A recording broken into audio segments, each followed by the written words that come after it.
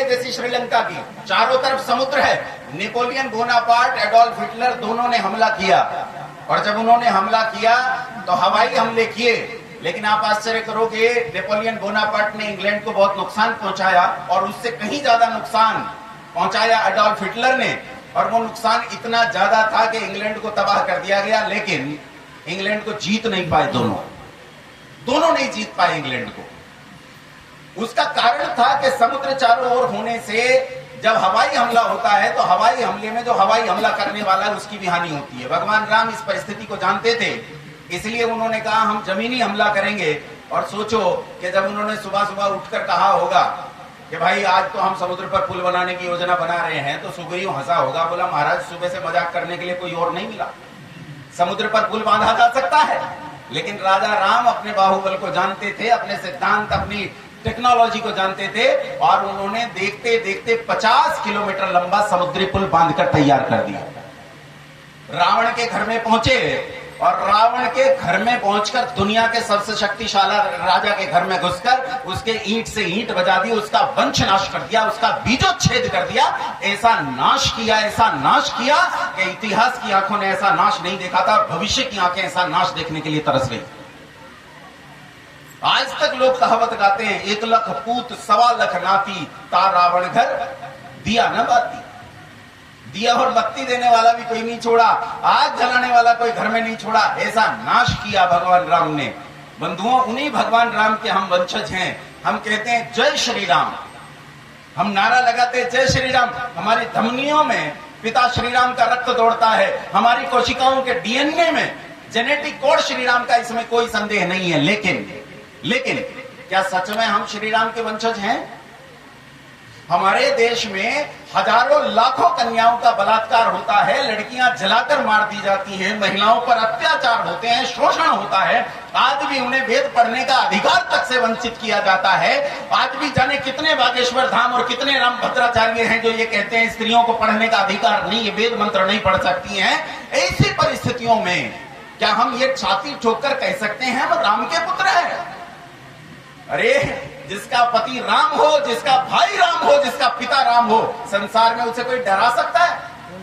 मां भगवती जगत जननी जानकी जब रावण के घर में उस अशोक वाटिका में बैठी थी तो रोज रावण डराने और धमकाने आता था। और एक किंवदंती है कि एक बार नकली ऐसे साधन लेकर गया, ऐसे प्रमाण लेकर गया नकली, जिनसे उन्हें यकीन हो जाए कि हाँ राम जी को मार दिया गया। ले जाकर बोला, देख ये तेरे पति के चिन्ह हैं, मैं तेरे पति को मार दिया, मैंने राम और लक्ष्मण दोनों को मार दिया है, दोनों को युद्ध में मैंने उनकी हत्या कर दी है, इसलिए अब तो स्वीकार कर ले जो मैं तुझे कह रहा हूं। और तब मां भगवती जानकी ने हंसकर कहा था कि जा चला जा, अभी भी तेरे पास समय है, जाकर मेरे पति के पैर पकड़ ले, क्षमा याचना कर ले, हो सकता है न्याय का उल्लंघन करके वो तुझे क्षमा कर दे। करेगा तो नहीं, लेकिन हो सकता है कि न्याय का उल्लंघन करके तुझे क्षमा कर दे, वरना तेरा ऐसा नाश करेगा कि इतिहास की आंखों ने ऐसा नाश नहीं देखा। मान ले, ये स्त्री तो निर्भीक बैठी है, ये इसलिए बैठी है क्योंकि वो जानती है उसका पति, उसका भाई, उसका पिता, उसका पुत्र कितना बलशाली है। लेकिन जिसका भाई, पुत्र, पिता और पति कायर हो, उनके घरों में रोज बलात्कार हुआ करते हैं, उनके घरों में रोज शोषण होते हैं, उनकी प्रजाओं को इसी तरह बर्बाद किया जाता है। बंधुओं, आज भी हम सुरक्षित नहीं हैं, और हमारे देश की सुरक्षाएं वैसी ही असुरक्षित हैं जैसी कभी भगवान राम के समय में रही होंगी, वैसी ये सुरक्षित है। क्या हुआ था भगवान राम के समय में, याद है आपको? अच्छा एक बात बताओ, एक कहानी तो रामायण की अभी अभी मेरी बहन सुना रही है, एक मैं सुनाऊंगा, दोनों अलग अलग है। मैं कहानी अलग सुनाऊंगा, अपनी लड़ाई बजेगी वो घर में लड़ लेंगे हम जाके। अभी यहां मैं दूसरी कहानी सुनाता हूं राम जी की, और ये कहानी सुनने का यत्न करो, समझने का प्रयास करो। राजा राम 14 वर्ष का वनवास हुआ, 14 वर्ष का वनवास हुआ राजा राम जी को। अच्छा, राजा राम जी को 14 वर्ष का वनवास हुआ तो क्या हुआ होगा इसकी मैं कल्पना कर रहा हूं, ऐसा लिखा नहीं है कहीं, ये याद रखना, ये कोई प्रामाणिक बात नहीं है जो मैं कह रहा हूं, ऐसा हुआ होगा जो मैं सोच रहा हूं। बात ये थी कि चक्रवर्ती सम्राट दशरथ के राज्य में चारों तरफ भयंकर हाहाकार मचा हुआ था, और बाहर से रावण ने जैसे कोई पड़ोसी देश होता है और पड़ोसी देश किसी पड़ोसी देश को बर्बाद करना चाहता है, जैसे हमारा भी एक पड़ोसी देश है, बोलो कौन सा है? पाकिस्तान। कौन सा? पाकिस्तान। अरे छी, पाकिस्तान भी कोई देश है? पिद्दी ना पिद्दी का शोरबा। पाकिस्तान की क्या औकात है? हमें बर्बाद करने के लिए कोशिश कर रहा है कौन? चीन। अरे ये पाकिस्तान कुछ नहीं है। पाकिस्तान को तो किसी दिन योगी जी जोर से छींक देंगे, उस दिन खत्म हो जाए। पाकिस्तान नहीं, चाइना इस समय कोशिश कर रहा है दो देशों को बर्बाद करने की, एक नेपाल और एक भारत। दोनों भाई देश हैं, इन दोनों को बर्बाद करने की कोशिश चाइना कर रहा है। और इसीलिए अरुणाचल प्रदेश के क्षेत्र के भीतर, आप पता नहीं अखबार पढ़ते हो कि नहीं पढ़ते, उसके भीतर घुसकर उसने इस समय 20 से ज्यादा गांव के नाम बदल दिए और चाइनीज लैंग्वेज में उनके नाम बनाकर और बोर्ड लगा दिए हैं। अरुणाचल प्रदेश के क्षेत्रों में आज चीनी भाषा पढ़ाई जाती है। इन्फिल्ट्रेशन कर रहा है भारत के डोकलाम वाले क्षेत्र में, भारत के भीतर घुसकर सड़कें बना रहा है जबरन। ताकतवर है वो, बांग्लादेश और पाकिस्तान जैसा पिद्दी नहीं है, वो ताकतवर है, वो ये सब काम कर रहा है। बंधुओं, जैसे पाकिस्तान ने पहले घुसकर इस देश के भीतर घुसपैठ की, आतंकवादियों को भेजा, हमारे यहाँ बम विस्फोट करवाए, परेशानियां पैदा की, उस समय ऐसा ही इस भारत राज्य के निकट एक दूसरा देश था, क्या नाम था? श्रीलंका। और श्रीलंका का राजा रावण, वो भी अपने घुसपैठियों को चक्रवर्ती सम्राट दशरथ के राज्य में भेजता था।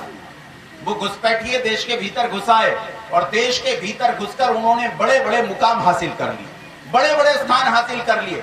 उनमें से अनेक सांसदी जीत गए, अनेक विधायक ही जीत गए, और देश के भीतर कई तो ऐसे थे जो बड़े बड़े छत्रप बन गए।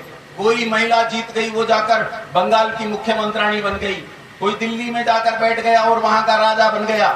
ऐसे अलग अलग क्षेत्रों पर उन घुसपैठियों ने कब्जा कर लिया और कब्जा करके वो कब्जा जमा कर बैठ गए। उनकी संसद और विधानसभाओं तक में पहुंच होने लगी। जब देश में इतना बुरा हाहाकार देखा तो मां कैकेयी ने राजा दशरथ से कहा कि सुनो जी, उठते नहीं, देखते नहीं देश की क्या हालत है, तुम तो ऐसे प्रजापालक हो, ऐसे क्यों पुत्र मोह में एकदम बर्बाद हो गए हो, उठो और प्रजा की रक्षा करो। लेकिन राजा दशरथ बहुत लेट पैदा हुए पुत्रों के मोह में ऐसे फंसे कि वो उठने को तैयार नहीं थे। मां कैकेयी ने 100 बार प्रयास किया लेकिन वो नहीं उठी। याद रखना, तीनों रानियों में सबसे बुद्धिमती कौन थी? कैकेयी। कौन थी? कैकेयी। और कैकेयी कोई सामान्य स्त्री नहीं थी। आपके याद होगा जब एक युद्ध की बात आती है कि दशरथ उस युद्ध में गए थे तो वहां 2 वरदान दिए थे राजा दशरथ ने। किसे दिए थे? कैकेयी। क्यों दिए थे भाई, क्यों दिए थे? पहले तो ये बताओ, जो स्त्री युद्ध के मैदान में पति के साथ फाइटर प्लेन पर बैठी है, वो स्त्री कोई सामान्य स्त्री होगी? नहीं होगी ना। और फाइटर प्लेन के इंजन में गड़बड़ी आ गई जिस पर राजा दशरथ थे। जब गड़बड़ी आ गई तो इस गड़बड़ी को ठीक करना चाहिए। राजा दशरथ को जब तक पता चलता और विमान क्रैश होता, उससे पहले ही माता कैकेयी ने उस गड़बड़ी को ठीक कर दिया और विमान ठीक हो गया। शायद माता कैकेयी ने एरोनॉटिकल इंजीनियरिंग पास किया होगा, जो भी किया होगा, लेकिन इतनी विदुषी तो थी कि उस समय जो भी युद्धक विमान था, उस युद्धक विमान को मां कैकेयी ने ठीक कर दिया। और तब दशरथ जी ने कहा था कि तुमने बहुत बड़ा काम किया है, मैं तुमसे बहुत प्रसन्न हूं, 2 वर मांग लो। तो मां कैकेयी ने क्या कहा? भाई मुझे क्या जरूरत है, मेरा पति चक्रवर्ती सम्राट है, मेरे घर वाले ऐसे हैं, ये ऐसा है, वो ऐसा है, मुझे क्या जरूरत है कि मैं मांग लूं वरदान? मुझे किसी वरदान की कोई आवश्यकता नहीं, रहने दो। राजा दशरथ जिद करने लगे तो उन्होंने कहा ठीक है, उधार रख लेते हैं, बाद में देखें। उधार रख लिए। आज जब 100 बार समझाने पर भी राजा दशरथ उठकर प्रजा का पालन करने के लिए तैयार नहीं हुए, तो आज मां कैकेयी के पास यह समय था कि इसका लाभ लिया जाए। मां कैकेयी ने अपने 4 पुत्रों में से सबसे योग्य पुत्र को बुलाया। कौन थे सबसे योग्य पुत्र? कौन थे? राजा राम। उन्हें बुलाया और उन्होंने राजकुमार राम को उस समय बुलाकर कहा कि तू नहीं देखता देश कैसे बर्बाद हुआ जा रहा है, तू इस इन्फिल्ट्रेशन को नहीं देख रहा है, इस घुसपैठ को नहीं देख रहा है? तो राजकुमार राम ने कहा हाँ देख तो रहा हूं मां। बोले देख रहा है तो तुझे नहीं लगता कि प्रजा पीड़ित है और इसकी रक्षा होनी चाहिए? उसने कहा हाँ मां, रक्षा तो होनी चाहिए। तेरे बाप ने तो आंखें बंद कर ली है, क्या तूने भी बंद कर ली है? बोले मां बंद तो नहीं की, लेकिन मेरे पास अधिकार नहीं है, बिना अधिकारों के कैसे करूं? तो मां ने कहा कि ठीक है अधिकार मैं दिलाती हूं। बोले पर रुको, केवल अधिकार मिलने से सब कुछ नहीं हो जाता। इस समय रावण के जो इन्फिल्ट्रेटर्स हैं, जो घुसपैठिए हैं, उन्होंने देश की प्रजा के भीतर घुसकर प्रजा का कल्याण करके प्रजा का मन जीत लिया है। उन्होंने फ्री वाईफाई दे रखा है, फ्री पानी दे रखा है, फ्री बिजली दे रखी है? वो लोगों को घी बांट रहे हैं, सिलाई मशीन बांट रहे हैं, स्कूटर बांट रहे हैं। तो प्रजा इस समय उनकी जय जयकार कर रही है। इसलिए माँ, अगर लड़ना भी हो तो पहले मुझे प्रजा का मन जीतना पड़ेगा।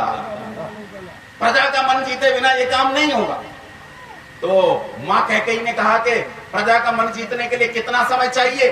उसने कहा माँ कम से कम 10-12 साल चाहिए। और बोले फिर रावण से लड़ना भी पड़ेगा? बोले हाँ लड़ना पड़ेगा। बोले टोटल टाइम बता कितना चाहिए? तो राजा राजकुमार राम जी ने कहा कि 14 साल चाहिए। कितने साल चाहिए? 14 साल। अच्छा एक बात बताओ, लोग कहते हैं माँ कैकेयी ने कहा कि मेरे पुत्र के लिए तो राजगद्दी। आप रामायण उठाकर पढ़ोगे तो राजा दशरथ ने इस बात को सुनते ही डन कर दिया, उन्हें इसमें कोई आपत्ति नहीं थी। उन्होंने कहा मेरे पुत्र के लिए राजगद्दी का डन। अगला वरदान मांग। बोले राम को 14 साल के लिए वनवास। अच्छा एक बात बताओ, माँ कैकेयी को अगर राम से द्वेष होता तो 14 साल के लिए वनवास मांगती कि आजीवन वनवास मांगती? बोलो 14 साल क्यों मांगे? ये मेरी कल्पना है कि दोनों माँ बेटे में भीतर बैठकर गुटपुट हुई और राम जी ने कहा मुझे चाहिए कितने साल? 14 साल चाहिए। माँ कैकेयी ने कहा दिए। बोले कैसे देगी, तू राजा थोड़े?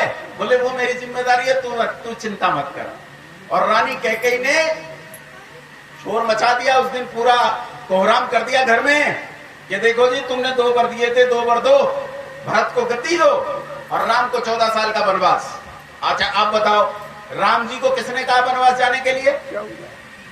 किसी ने कहा? किसी ने नहीं कहा वनवास जाने के लिए राम जी को। लेकिन दोनों माँ बेटे की भीतर घुटपुट हो चुकी थी। जैसे ही माँ ने उधर वर मांगा, इसने फटाफट अपने मुकुट उतारे, अपना धनुष बाण उठाया और लेकर चल दिया। देखो सब कुछ छोड़ दिया, लेकिन AK-47 कंधे से नहीं उतारी। जब गए सब कुछ छोड़ गए, लेकिन कुछ भी। और तुम्हें क्या लगता है 14 साल तक राम जी कंदमूल फल खाते रहे? क्या करते रहे? क्या करते रहे? जब वो उन जंगल में घूम रहे थे उन लोगों के बीच में, तो बंधुओं पहले प्रजा का हृदय जीतना पड़ता है। वो प्रजा के पास गए, उन्होंने प्रजा को बताया कि तुम्हें कैसे जीना है, क्या करना है, क्या नहीं करना। बंधुओं उन्होंने लोगों के बीच में जाकर कोऑपरेटिव सोसाइटी बनाना सिखाया। उन्हें सिखाया कि बिजली कैसे उत्पन्न होती है, बांध कैसे बनता है।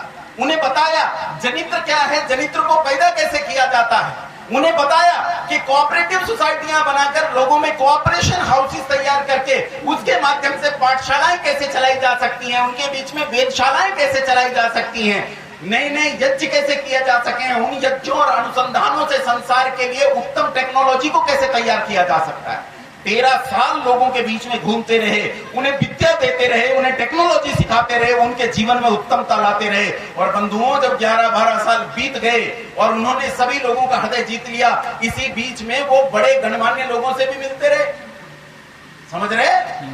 कभी किसी बड़े महात्मा से मिलने चले गए, कभी किसी बड़े महात्मा के पास आशीर्वाद लेने चले गए, बड़े उद्योगपतियों से मिले, कभी अंबानी के पास चले गए, कभी लक्ष्मी मित्तल के पास चले गए, कभी इसके पास चले गए। सबसे संबंध बनाए, पैसे वालों से भी संबंध बनाए, फिल्म अभिनेताओं से भी संबंध बनाए। उन्होंने सबके साथ संबंध बनाए और सबके साथ संबंध बनाकर पूरी प्रजा को प्रसन्न करके जब समय आया कि रावण के साथ अब युद्ध करेंगे, उससे पहले रावण ने गलती कर दी। वो कहते ना गीदड़ की मौत आती है तो शहर की तरफ भागता है। अब वो मूर्ख ने क्या किया, खुद ही माँ भगवती जगत जननी माँ सीता का अपहरण कर लिया और बस ये तो शेर के मुंह में हाथ डालने जैसा था। बंधुओं राम जी मानो पगला गए। राम जी ऐसे पगला गए, एक ही बार मर्यादा खोई जब माँ भगवती जानकी का अपहरण हुआ। उस समय कहते हैं जड़ पदार्थों से भी पूछने लगे कि तुम बता दो सीता कहाँ है। वो तुलसीदास जी कहते हैं एक खग मृग है मधुकर श्रेणी, तुम देखी सीता मृग ने, तुमने देखा है। और लक्ष्मण जी पर भी क्रोधित हुए कि तुमने ऐसा क्यों किया, मेरी आज्ञा का पालन क्यों नहीं किया। ये सारी चीजें होने के बावजूद राम जी ने रावण पर चढ़ाई की और अपनी सीता अपने राष्ट्र की रक्षा करने में सफल रहे, अपनी अस्मिता बचाने में सफल रहे, अपना सम्मान, अपने कुल की परंपरा और मर्यादा बचाने में सफल रहे। हम आज अपने ही कुल की परंपराओं को बचाने में कतई सफल नहीं है। और सबसे बड़ी बात तो यह है कि हम अपनी कुल की परंपराओं को जानते तक नहीं है। आज हमारे बीच में जो कुल की परंपरा बताने वाले बैठे हैं वो सारे धर्माचार्य, सारे पाखंडी, ये जितने बाबा, कितने बाबा हैं भाई देश में? बहुत है, कितने बाबा हैं? बहुत ज्यादा है। नाम मुझे तो डर लगता है, चौकी उठाऊंगा, हरिओम हरिओम करते 4 बाबा इसके नीचे से निकल आएंगे। अंतरराष्ट्रीय बाबा हैं, राष्ट्रीय बाबा हैं, प्रादेशिक बाबा हैं, जिले के बाबा हैं, गांव के बाबा, मोहल्ले के बाबा, पानी वाला बाबा, सब्जी वाला बाबा, गोल्डन बाबा, कितने धाम और कितने बाबा बना रखे हैं। इन बाबाओं ने देश का बेड़ा गर्क कर दिया है। किसी को धर्म का एक पाठ नहीं पढ़ाते हैं और मूर्खता चारों ओर फैला रखी है। ये बाबा तुम्हें शिक्षा देते हैं, कहते हैं बेटा संतोष से रहो। कैसे रहो? साईं इतना दीजिए, जामे कुटुंब समाए, मैं भी भूखा ना रहूं, साधु न भूखा जाए। क्या मतलब है? बोले परमात्मा 4 रोटी मेरी दे दे, 4 मेरे परिवार की दे दे और 4 साधु की, 12 रोटियों की जरूरत है, तेरी भी रोटी की जरूरत नहीं बेटा, इतने संतोष से जी। साईं इतना दीजिए, जामे कुटुंब समाए, मैं भी भूखा ना रहूं, साधु न भूखा जाए। हमें संतोष की शिक्षा देने वाले ये बाबा, इन बाबाओं के आश्रम में जाकर देखो, इनके आश्रमों में सैकड़ों मर्सिडीज गाड़ियां खड़ी हैं। बोलो हाँ के ना? बोलो। इन बाबाओं के पास हजारों लाखों करोड़ रुपया है। इन बाबाओं ने विदेशों में टापू खरीद रखे हैं। इन बाबाओं ने पूरे देश में ऐसा हाहाकार मचा रखा है, सारी माताएं पागल हो रही इनके पीछे। सतवचन महाराज सांचे दरबार की जय हो, ऐसी तैसी। इन बाबाओं ने देश का जैसा बेड़ा गर्क किया है, ऐसा देश का बेड़ा किसी ने गर्क नहीं किया। हमने पूछा महाराज हम कैसे जिए? तो क्या कहता है बाबा? कहता है बेटा रूखी सूखी खाए के ठंडा पानी पी। मैंने कहा अच्छा बाबा, मैं तो रूखी सूखी खाए के ठंडा पानी पीऊं और तुम मर्सिडीज में डोलते हो? तो कहता है देख पराई चुपड़ी, मत ललचा बेची, मेरी चुपड़ी रोटी देखकर जी मत ललचा।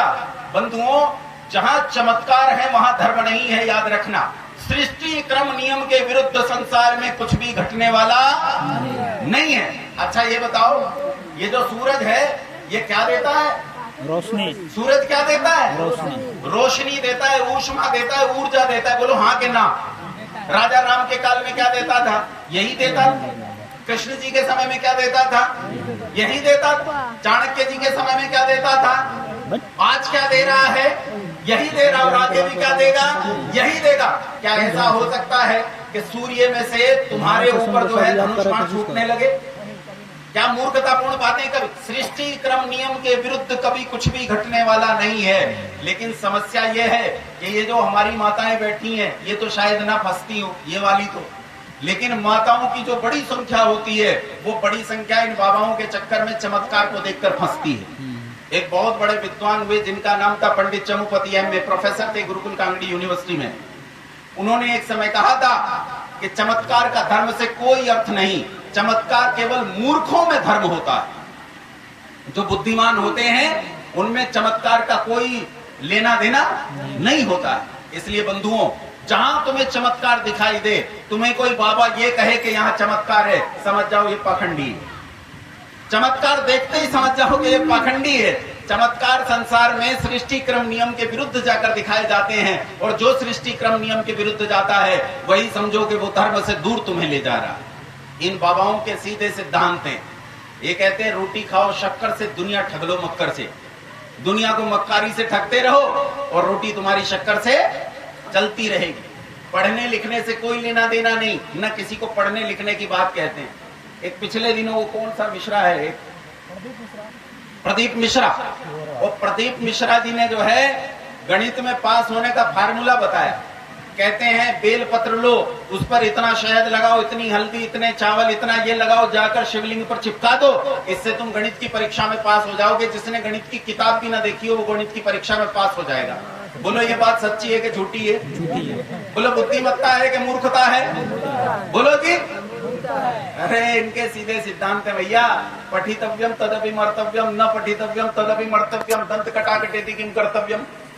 कहते पढ़ोगे तब भी मरोगे, नहीं पढ़ोगे तब भी मरोगे, क्यों दंत कटा करके अपने जिंदगी बर्बाद करनी है। इसीलिए जरूरत है कि आप इन बाबाओं के जाल में से निकलो और स्वयं को धर्म जानने के लिए प्रेरित करो। जब तुम स्वयं को धर्म जानने के लिए प्रेरित करोगे और सत्य सत्य का निर्णय करने की स्थिति में आओगे, तब ऐसे व्यक्ति को कहा जाता है आर्य। क्या कहा जाता है ऐसे व्यक्ति को, बोलो? जो सत्य सत्य का निर्णय करके सत्य बातों को मानता है, उसी का नाम क्या है? आर्य। और उनका जो समाज बनता है उसका नाम क्या है? आर्य समाज। आर्य समाज ऐसा मत समझ लेना किसी बिल्डिंग का नाम आर्य समाज है, किसी ऑर्गेनाइजेशन का नाम आर्य समाज है ऑर्गेनाइजेशन भी आर्य समाज है, लेकिन ये समझ लो कि जहां बुद्धिमान लोग रहते हैं उस बुद्धिमान लोगों के समाज का नाम ही क्या है? आर्य समाज। और ऐसे बुद्धिमान लोग कभी ऐसे मूर्खों के चक्कर में नहीं फंसते। बंधुओं, इन मूर्खों ने पूरे देश का बेड़ा गर्क कर रखा है, पूरे देश को निकम्मा बना दिया है। लोग चमत्कार के भरोसे बैठे हैं कि चमत्कार से काम हो जाए, मैं बाबा का नामदान ले लूंगा और नामदान लेने से मेरा काम चल जाएगा। मेरा एक छात्र है, बड़ा बदमाश सा, अब तो बड़ा हो गया, उसका विवाह हो गया, अब तो बच्चा है उसके पास। लेकिन जब वो बहुत छोटा था तो 10वीं कक्षा की परीक्षा में पास होने के लिए पढ़ाई तो करता नहीं था, किसी चमत्कार की उम्मीद में था। तो एक बाबा का नामदान ले आया। मैंने कहा इससे क्या होगा? बोला इस नामदान को रटने से पास हो जाऊंगा। तब मैं उसे लेके गया, मैंने कहा तू 1 महीना मेरे पास ही रहेगा, एक नामदान मैं भी देता हूं, मेरे पास रहेगा तो मेरा जो मंत्र है इसे जपने से तू जरूर पास होगा, उसका तो मुझे पता नहीं जो मंत्र तू लेकर आया उससे पास होगा कि नहीं। अब खुश हो गया, एक मंत्र तो घर में ही मिल रहा है। मैं उसे घर ले आया, उसका बोरिया बिस्तर भी उठा लाया और मैंने जो जमकर पिटाई की 1 महीने तक उसकी, वो पास हो गया। यही पास होने का मंत्र था, दूसरा पास होने का मंत्र नहीं था। आज वो खूब काम करता है, समाज के क्षेत्र में काम करता है, अर्चित नाम है, खूब समाज के क्षेत्र में काम करता है। लेकिन वो आज भी इस बात को सबको बताता है कि मेरे पास होने का मंत्र तो भैया ये था कि लाठी जो है 1 महीना तक जमीन पर रखी नहीं गई, लाठी हवा में ही रही, घूमती रही, इसलिए मैं पास हो गया, नहीं तो मैं पास होने वाला नहीं था।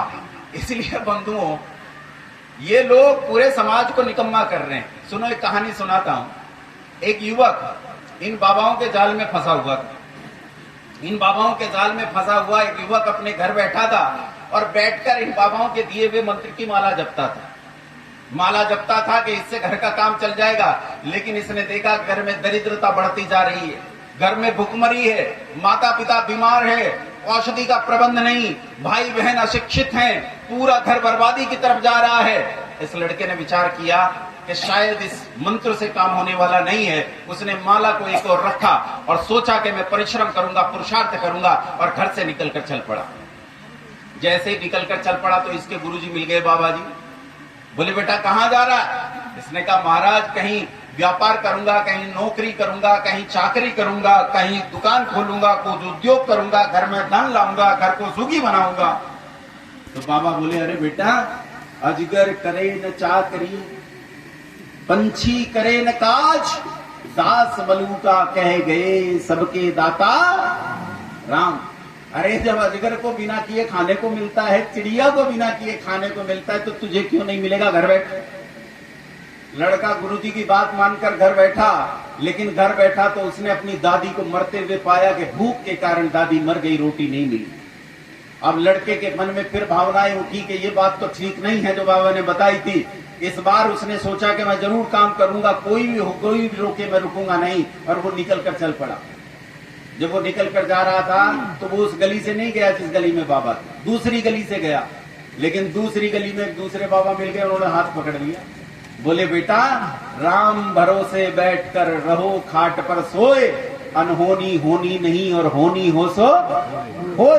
अरे होनी को तो तू रोक नहीं सकता, अनहोनी को करवा नहीं सकता, तेरा तो भाग्य है इसी तरह मर जाना, इसलिए घर जा। लड़का अपने घर बैठ गया। लेकिन फिर जब परिस्थितियां विपरीत देखी, अब की बार लड़के ने विचार किया कि मैं इसी गली से निकल भागूंगा जिस गली में कोई बाबा ना हो, चोर और पतली गलियों से, बाबाओं को नहीं फंसना। जब वो निकलकर भागा तो इसी ही चोर पतली गलियों से निकलकर भाग रहा था तो एक बाबा ने पीछे से हाथ पकड़ लिया और बोले, तुझे क्या लग रहा था हम यहाँ नहीं मिलेंगे? बेटा हम तो सर्वव्यापक होने के कगार पर हैं, हम चारों तरफ हैं, इस देश में कोई जगह हमसे खाली नहीं है। और बंधु उसने कहा वही है वही जो राम रचि राखा को करी तर्क बढ़ावई शाखा। अरे वही होगा जो राम जी ने रच रखा है, क्यों खाम का बुद्धि का प्रयोग करता है। उसने कहा महाराज बुद्धि तो है, इसका क्या करूं।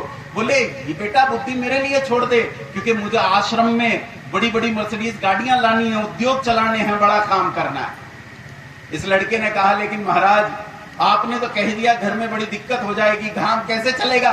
वो तो उन्होंने दीवार पर अपने सिद्धांत खुदवा रखे थे। बोले देख वहां क्या लिखा है, और दीवारों पर लिखा था भाग्य से ज्यादा समय से पहले किसी को कुछ नहीं मिलता, जिसने चोंच दी है वो चुग्गा भी देगा। और लड़का एड़िया रगड़कर अपने घर में मर गया, बर्बाद हो गया, उसने कभी गर्दन उठाकर नहीं देखा। बंधुओं इस तरह इन बाबाओं ने, इन मूर्खों ने इस देश में सिद्धांतों को बर्बाद कर दिया और राम के पुत्रों को आज भीख मांगने पर विवश कर दिया। लेकिन हमारे ऋषि मुनि तो ऐसे सिद्धांत नहीं देते। ऋषि मुनि कहते हैं कैसे जियो, तो ऋषि मुनि कहते हैं सुख से जियो। अच्छा एक बात बताओ ईमानदारी से, जीवात्मा क्या चाहता है? अपनी बात करो, मनुष्य क्या चाहता है? बोलो सुख चाहता है कि दुख चाहता है? अच्छा ये बताओ संसार में सुख ज्यादा है कि दुख ज्यादा है? संसार में दुख ज्यादा है। क्यों जी संसार में दुख ज्यादा है? अगर संसार में दुख ज्यादा है तो बोलो कौन कौन अभी इस दुख भरे संसार को छोड़कर जाने के लिए तैयार है अभी इसी समय? है कोई तैयार?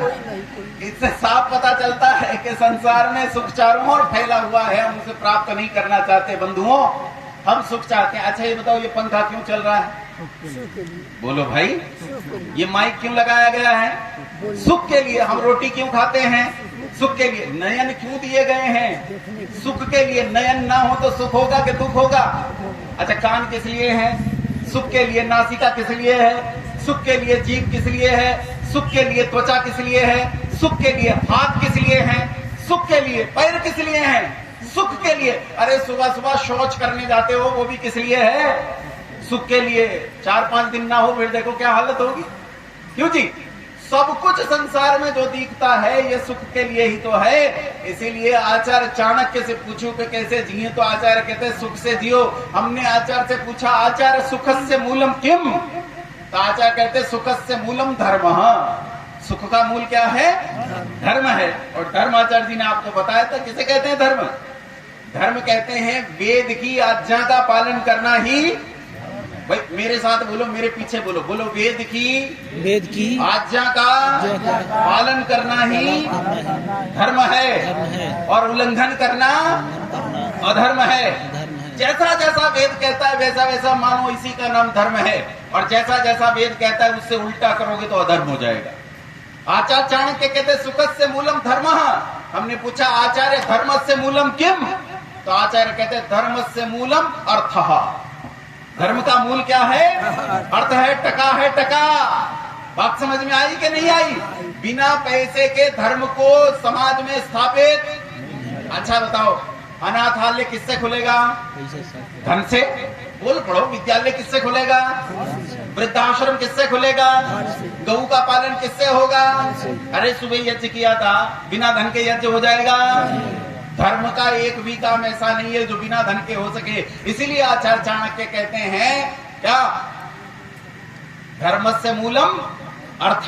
केवल आचार्य चाणक्य नहीं कहते, एक दूसरे नीतिकार भी कहते हैं। कहते विद्या ददाति विनयम, विनयात याति पात्रता, पात्रत्वा धनम आपनोति, धनात् धर्म ततः सुखम। क्या कहते हैं? सुख चाहता है तो क्या? पहले धन चाहिए, धन से पहले धर्म चाहिए, धर्म से पहले पात्रता चाहिए, पात्रता से पहले विद्या चाहिए, विद्या पात्रता देगी, पात्रता तुम्हें इस योग्य बनाएगा कि तुम धर्म कर सको, धन कमा सको, और धन से धर्म होगा, धर्म से सुख होगा। ये सीधा सिद्धांत है। इसलिए याद रखो धन एक महत्वपूर्ण वस्तु है, बस इस धर्म में लालच करके नहीं बैठ जाना। क्या करके नहीं बैठ जाना है? लालच करके नहीं बैठ जाना है कि तुम केवल धन में फंसकर बैठ जाओ। इसलिए बंधुओं इन बाबाओं के जाल से निकलना बेहद जरूरी है। अगर तुम इन बाबाओं के जाल से नहीं निकले और ऋषियों के सिद्धांतों में नहीं आए तो जीवन बर्बाद होगा। वैसे तो मेरी बात पूरी नहीं हुई है, रात को बात पूरी करूंगा, लेकिन ये जो बहन जी उठ के गई हैं, इन्होंने मुझे संकेत किया कि बहुत खून पी लिया है, अब छोड़ दो। तो इसलिए अब मैं यही अपनी बात को रोक रहा हूं, बात के बीच में ही रोक रहा हूं। शाम को कंटिन्यू करेंगे इसी बात को जो का त्यों। बहुत धैर्य से आप लोगों ने सुना, बहुत धन्यवाद। आप सभी को सादर प्रणाम।